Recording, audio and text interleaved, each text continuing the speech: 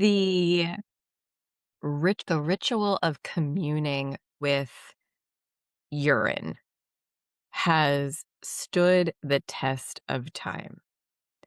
Um, and we're going to go into a lot of examples of this inside of the ritual and the workshop because it's important to orient us around how humans have bowed to this as a ritual for millennia. So, from the ancient Tantra traditions in the Kula lineage, where communing with the fluids of either your lover or your guru or yourself as part of an empowerment practice, to scientific health research around stem cells, to soap making and and to modern day beauty products Mm. contain, yeah, all of the basic chemicals. And we're going to talk all about that. So it's been in the human consciousness for forever. And I don't, you know, this, I don't particularly bow to a specific religious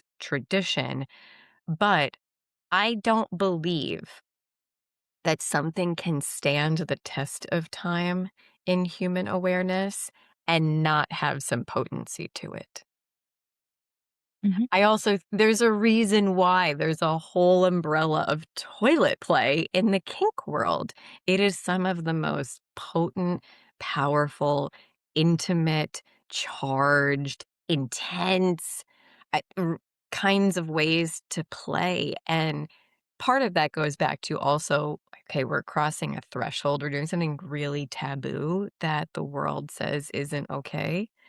Um but when you start to love every part of you, the parts that the world has also said to flush down the toilet, it's really hard to not love yourself when you're, like, a little sad that day. Yeah. Mm. Mm. Mhm. And I Yeah. always say too, like, what's the point of healing? What's the point, you know? Why would you heal? And for me, it's just to be a little bit more okay, a Mm. little bit more cool with who I am Mm. at every moment. That's it. Yeah. Yeah. Mhm, Mhm. Yeah. mhm.